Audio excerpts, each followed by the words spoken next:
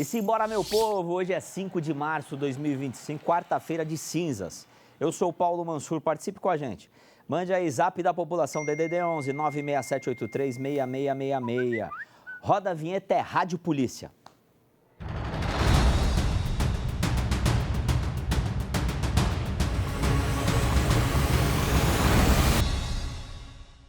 E começamos com uma reportagem exclusiva mostrando detalhes do treinamento da Polícia Militar ao combate de crimes graves. O simulado aconteceu em várias cidades do nosso estado de São Paulo. Fabrício Fernandes tem informações. Roda.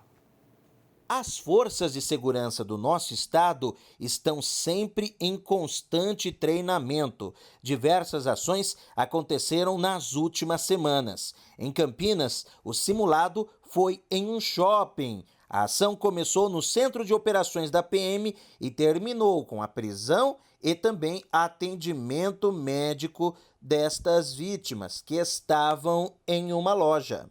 Simulamos aqui a entrada das equipes policiais militares e serviu como treinamento não somente para as forças de segurança pública, como para as forças de segurança privada do shopping e o atendimento como um todo.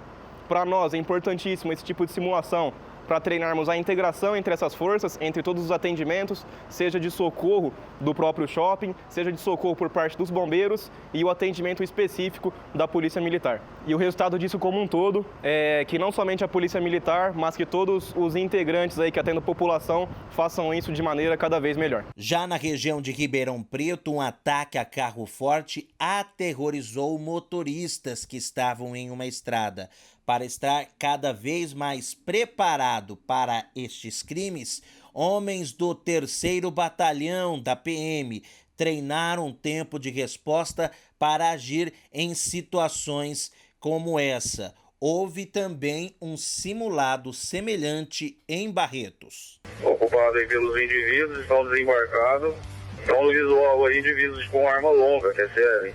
Vou montar super 20 equipes de força tática CTI. Em 2023, os ataques a carros fortes aconteceram na região de Campinas. O treinamento foi no período noturno, o mesmo dos ataques. No cartódromo de Limeira, que contou com homens do 36º Batalhão e do 10º BAEP, a simulação buscou tentar deixar o mais real possível essa simulação, contando com carros incendiados, caminhão fechando a estrada e uma troca de tiros próximo ao carro forte que seria atacado. Nosso objetivo é treinar na situação mais próxima da realidade, inclusive o horário que foi escolhido, porque é o horário que tem ocorrido essas situações de roubo a carro forte, e nós procuramos envolver o maior número de policiais, né, policiais rodoviários, policiais que atuam no policiamento urbano, bombeiros também,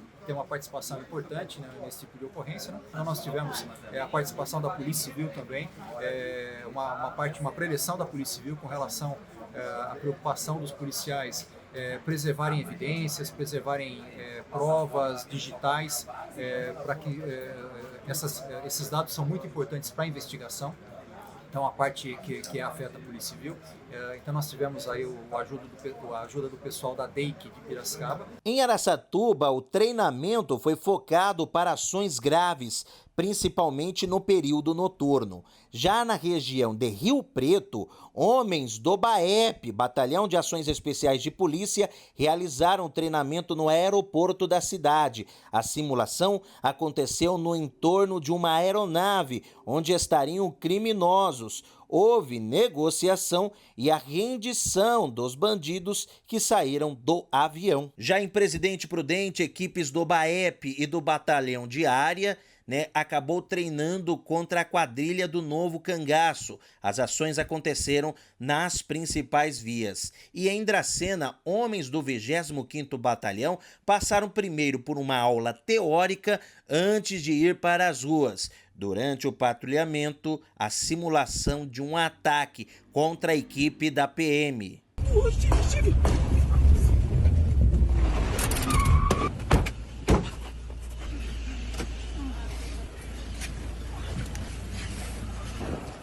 Brevidade, socorro! Brevidade, socorro! Praça Central! ataque de cena com povo, indivíduo fortemente armado, arma longa com povo, Mike baleado, foi com acerto. A simulação aconteceu na Praça Central de Dracena, na resposta da PM contra esta quadrilha. Os treinamentos acontecem com todos os policiais e são constantes para garantir mais segurança para a sociedade paulista. E a nossa ideia é treinar para a pior situação. O policial ele é aquilo que ele treina, né? Então a preocupação em se fazer algo mais próximo da realidade, para numa situação real, os policiais estarem preparados para uma ocorrência bastante complexa como essa. E vamos agora com Fabrício Fernandes, que chega com mais informações do nosso estado. Roda. É isso mesmo, Paulo. Estou aqui para trazer outras informações, começando com um caso de uma tentativa de assalto que aconteceu em um supermercado. 2 bandidos invadiram o local. Um dos suspeitos estava com um fuzil e chegou a efetuar disparos, colocando a população aterrorizada diante deste caso. O alvo dos assaltantes era um carro forte que transportava malotes de dinheiro. Após a tentativa de assalto, os bandidos fugiram em um carro vermelho que foi abandonado.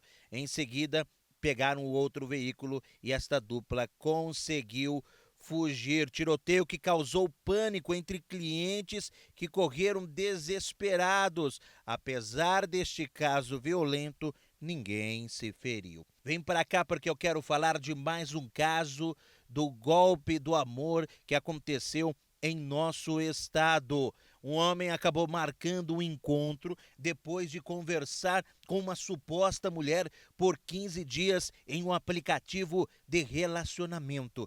Agora você vê imagens do momento em que ele foi abordado por 4 bandidos, agindo de uma maneira violenta e foi obrigado a entrar do próprio carro. O que chama a atenção, o local onde foi marcado esse encontro, que era uma rua sem saída ao lado de uma área de mata, de onde saíram estes criminosos. A vítima foi levada para um ponto onde foram realizados saques, da conta bancária desta vítima. Os ladrões fugiram, apesar do susto e também de agressões que esta vítima sofreu, levando coronhadas, ela passa bem, Então, até o momento, ninguém foi preso neste caso, mas a orientação que fica é que evite marcar encontros em locais com pouca movimentação, porque pode sim ser vítima do golpe do amor. Até o momento, esses bandidos não foram presos. E a informação não para aqui na tela do SBT. Preste atenção nessa matéria. Roda. Esta é a última imagem do professor de capoeira Eduardo de Souza com vida. Ele já estava baleado quando caiu na porta de uma garagem de carros da Sabesp, em Mauá, na Grande São Paulo. Uma ambulância do SAMU chegou a ser chamada, mas o professor morreu no local. Segundo parentes, Eduardo voltava de moto para casa. Levaram a moto e atiraram nele, quer dizer, não tem justificativa nenhuma. Poderia ter levado a moto tem seguro, tudo, mas acabou preferindo tirar a vida dele. E ele acabou morrendo no local, com um tiro no peito. Eduardo dava aula de capoeira no Colégio Dante Alighieri, na região da Avenida Paulista. Era conhecido como Mestre Tolly. Em uma rede social, o colégio afirmou que sempre com um sorriso no rosto, o professor Eduardo inspirava os alunos a cada aula, sendo muito querido também por pais, responsáveis e colaboradores. No momento em que Eduardo caía ferido bem aqui, a Polícia Militar recebia chamados de que um arrastão estava acontecendo logo ali adiante, o que, na verdade, segundo moradores da região, é uma rotina por causa de um baile funk que acontece todos os finais de semana. A moto do professor foi encontrada em Santo André, a pouco mais de 2 quilômetros do local do crime. Segundo o boletim de ocorrência, a moto estava carbonizada. No local, policiais encontraram uma garrafa de álcool, usada para incendiar a moto. Uma perícia foi realizada em busca de material genético dos criminosos. O corpo do professor foi enterrado na manhã desta segunda-feira. E nós, como pai, jamais esperava de poder enterrar um filho, entendeu? Então eu só tenho que pedir mais segurança, porque igual a eu, tenho certeza que depois desse carnaval muitos pais também vão estar sofrendo essa mesma violência. E com a valorização do ouro, criminosos têm roubado cada vez mais alianças e correntinhas durante assaltos.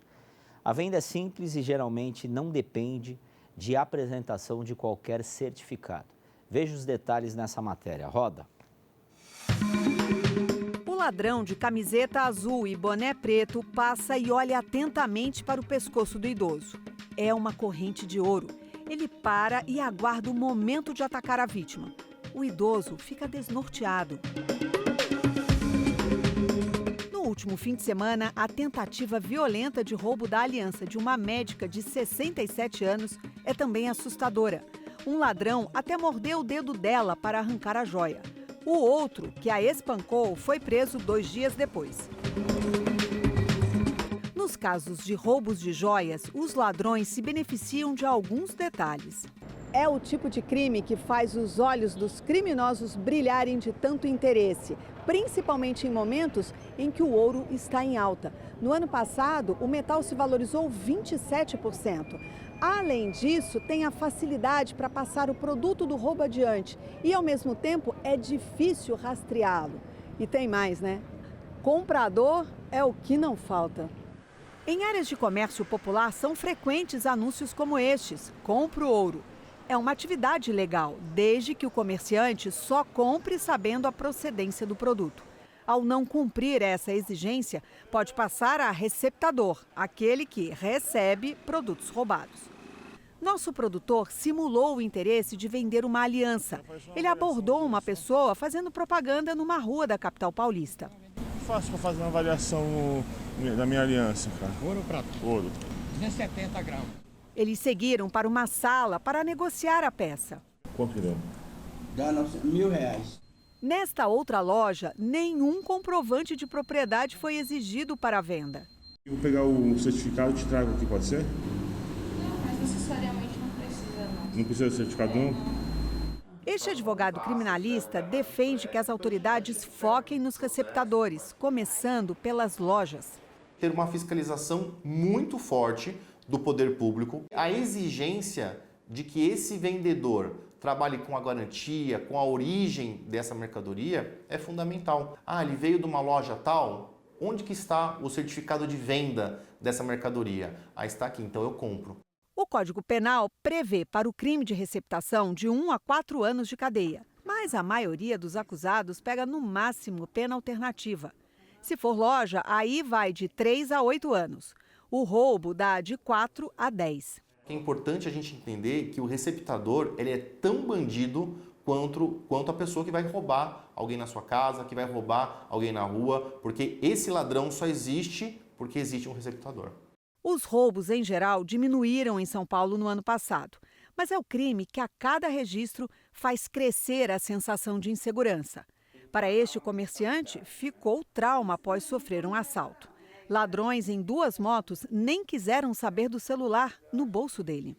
Ele tirou a arma e falou, me dá sua aliança, já pegou no meu pescoço com a minha corrente. E minha esposa estava na garagem e pediu para eu ir lá pegar a aliança dela.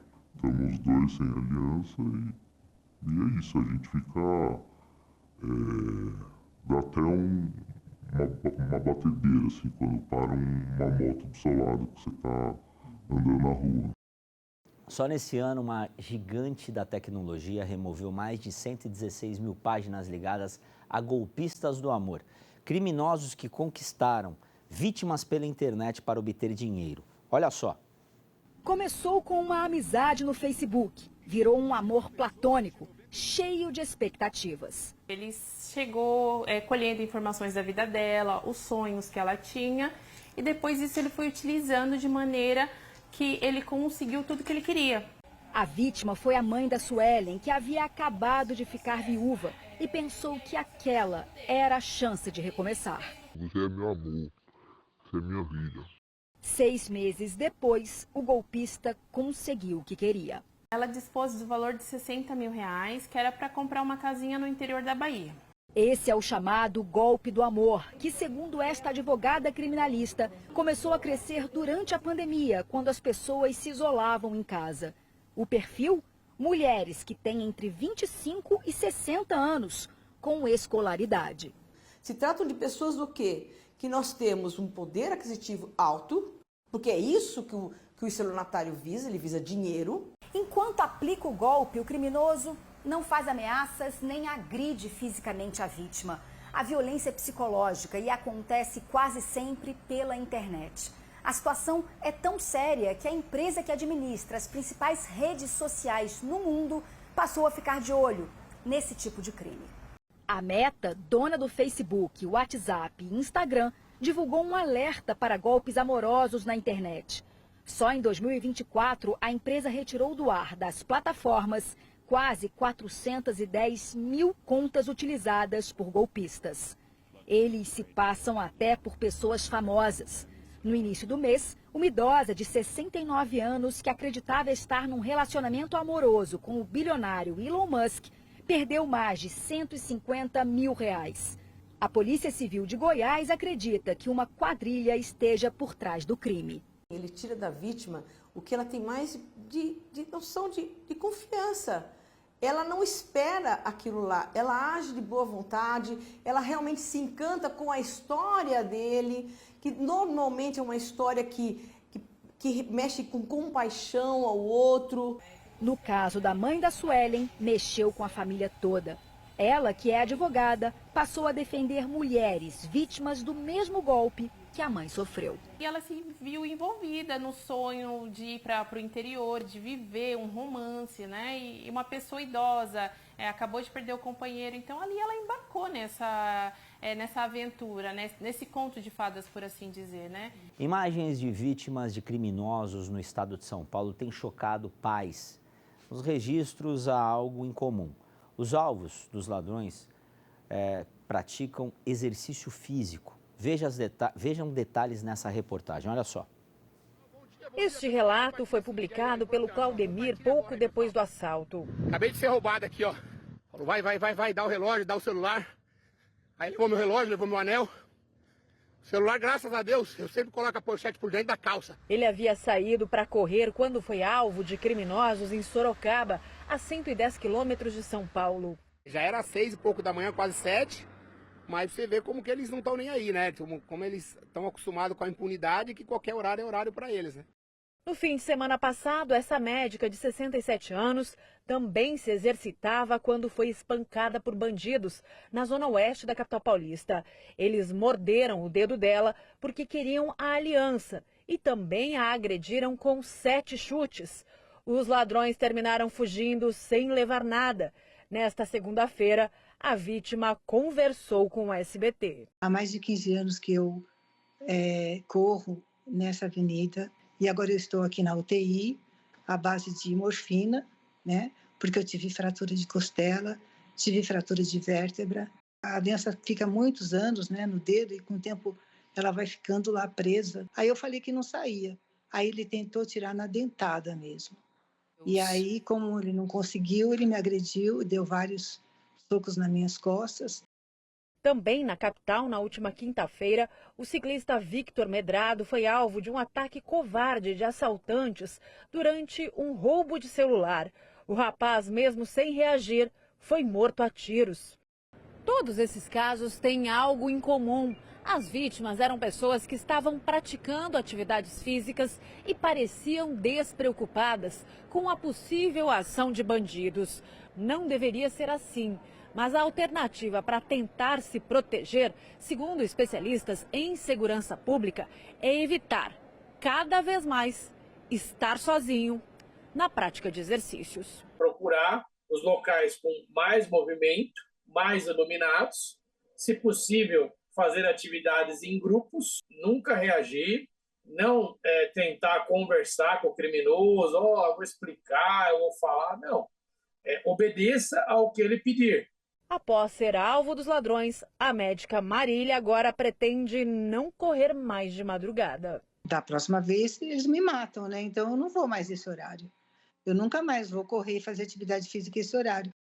E tem reportagem chegando na tela aqui do SBT. Olha só. Os ladrões foram presos em flagrante. Eles tinham acabado de invadir uma casa e tentavam fugir com os carros das vítimas, quando foram surpreendidos pela polícia. Além de joias, objetos pessoais roubados, eles estavam com uma maleta cheia de ferramentas usadas para arrombar portas. Desta vez, a ação foi em grupo, mas há situações em que os bandidos agem sozinhos, quando vem uma oportunidade. Eles escalam o portão, forçam a porta e sempre encontram uma maneira de entrar. Basta ver um imóvel vazio para o criminoso atacar. As cenas de invasão a comércios e residências se tornam ainda mais comuns nos feriados. Foi assim que a Jocilene teve a casa assaltada. Ela mora em São Paulo e tinha viajado com a família para o Rio de Janeiro quando os ladrões entraram. O guarda-roupa todo abaixo, o quarto. Tinha um quarto que estava vazio, tinham carregado tudo. Alguns materiais de trabalho, levaram bastante coisa. Esta é a casa em que Jocilene morava quando foi assaltada. Ela teve prejuízo de R$120 mil. Com medo, acabou se mudando. Até hoje, a residência está vazia. Traumatizada, ela conta que agora evita sair de casa. Agora eu aprendi que eu não posso mais viajar. Depois disso, nós nunca mais saímos de casa. E toda vez que um sai, o outro fica. Este especialista em segurança eletrônica explica que 95% dos roubos à residência ocorrem quando o dono não está presente. Ou eles analisam antes, ou se tiver muito escura a casa, eles detectam que não tem ninguém na casa. E é onde eles entram. Em casas que tem monitoramento, eles já pensam 2 vezes antes de entrar. Não à toa, o número de seguros residenciais cresceu mais de 15% no ano passado, num mercado que movimentou R$6 bilhões. 1,6 bilhão de indenizações foram pagas em 2024. Alguns cuidados podem ajudar a proteger a casa. Além de ter um sistema de monitoramento quando possível, é importante reforçar fechaduras e trancas, instalar luzes com sensores de movimento e fortalecer a rede de proteção na vizinhança. Não se esquecer também de manter objetos de valor fora da vista de pedestres. Quanto mais luz tiver na casa, sensores que ligam automaticamente com a detecção, inibem um pouco a invasão dos criminosos. Vamos agora para um rápido intervalo e a gente já volta com mais informações. Aqui na tela do SBT.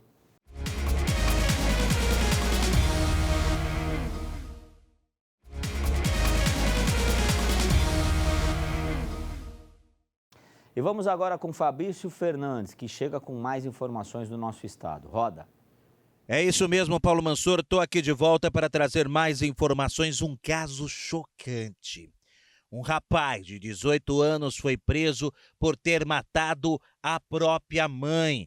A mãe de 61 anos de idade. O crime aconteceu na casa da vítima. O jovem tinha discutido com a mãe um dia antes do crime. No dia do crime, voltou a discutir. Ele pegou ali uma faca e também aplicou o golpe mata-leão, estrangulando esta vítima e depois esfaqueou por diversas vezes. Ele primeiro utilizou uma faca que chegou a quebrar, em seguida pegou outra faca e concluiu este ataque. Além disso, ele teria jogado o corpo da mãe da escada. Tudo aconteceu depois de discussões. Após o ataque, o jovem ligou para um amigo e confessou o que havia feito. Este amigo aconselhou a chamar a polícia. Quando a polícia chegou neste local,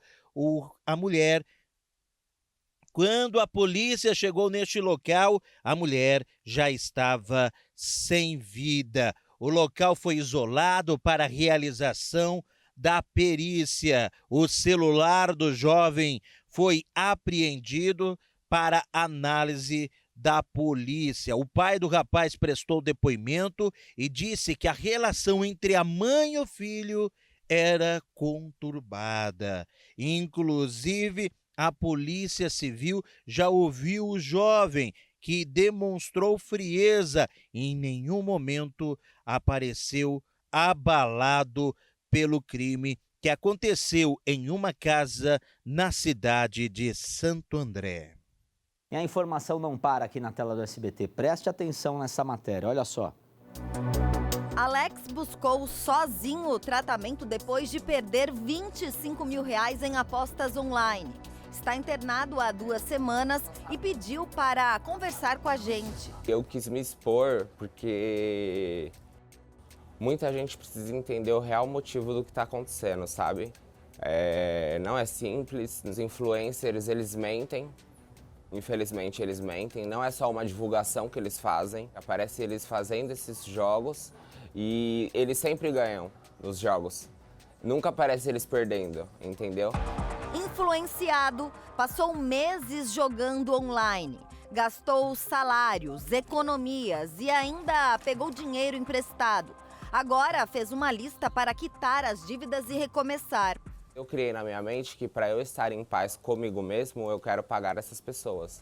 Na clínica em São Bernardo do Campo, na Grande São Paulo, ele não é o único em tratamento contra o vício em jogos de azar online. De 1 ano e 3 meses que eu estou aqui, de cada 5 que me buscam, 2 vêm com problema de jogos. E o pior, muitas vezes, o problema cruzado. Ele usa uma substância química, no caso cocaína, né, ou álcool, e está associado ao jogo. Então ele bebe, joga. Ele usa, joga. Então ele fica ali. A sensação de quem usa cocaína de uma maneira psíquica é a mesma sensação de quem joga. Gera o mesmo sentimento de euforia, né? Libera a mesma quantidade de dopamina e a sensação de prazer quando ganha em excesso. É algo irreal. Os jogos, assim como as drogas, ativam uma parte do nosso cérebro que está ligada ao prazer e à recompensa e libera a dopamina, que faz com que o indivíduo queira jogar mais e mais. O problema é que, com o tempo, são necessários estímulos cada vez maiores para alcançar a mesma sensação de prazer. E o que parecia uma brincadeira passa a ser uma doença reconhecida pela Organização Mundial da Saúde. A ludopatia é o vício em jogos de azar. Esse transtorno faz com que a pessoa tenha uma compulsão por apostas. Em casos mais graves, é preciso acompanhamento médico e tratamento especializado, assim como ocorre com outros vícios. Existem várias terapias envolvidas nela, uma delas é a prevenção de recaída, mas a prevenção de recaída ou qualquer outra medida passa inicialmente sempre pela identificação de que aquilo atingiu níveis de uma patologia, que aquilo já não é normal, que aquilo realmente já está sendo prejudicial em todas as esferas do seu dia a dia, do seu comportamento. Este psiquiatra especializado em dependência química diz que o tratamento, em muitos casos, requer uso de medicamentos. Pode ser um recurso importante no sentido de devolver a rigidez psíquica e inibir esses comportamentos quando a pessoa não consegue mais se segurar em relação ao hábito. Então, a primeira coisa que a gente faz é tentar intermediar para que a pessoa não volte àquele mecanismo. Mas muitas vezes você precisa desse freio químico, que é a medicação, para colocar. As apostas esportivas foram liberadas pelo governo federal em 2018. Nos últimos 3 anos, a procura para tratamento de pessoas com o vício em jogos praticamente dobrou nos Centros de Atenção Psicossocial, os CAPs do estado de São Paulo. No primeiro semestre de 2022, foram 191 atendimentos ambulatoriais e 3 pacientes internados. No ano seguinte, 344 e 4 internados. Já este ano, o número saltou para 367 atendimentos e 5 internações. Eu ganhava, perdia, dava mais dinheiro, ganhava, perdia e era um ciclo autodestrutivo. Eu fui me autoanalisar quando eu perdi minha moto, quando eu perdi a confiança da maioria das pessoas que estavam ao meu redor, que gostavam de mim, né? Internado há 3 meses, Guilherme, que tem 29 anos, sabe que quando sair vai enfrentar um grande desafio: aprender a usar o celular sem se perder na ilusão do mundo digital. Viver mais no mundo real, do jeito que ele se apresenta. E com o celular eu consigo destruir minha vida de novo. Muito obrigado pela sua audiência de hoje. Acesse minhas redes sociais, Paulo Mansur Oficial. Estarei de volta amanhã, neste mesmo horário, aqui no SBT. Eu sou o Paulo Mansur. Fiquem com Deus.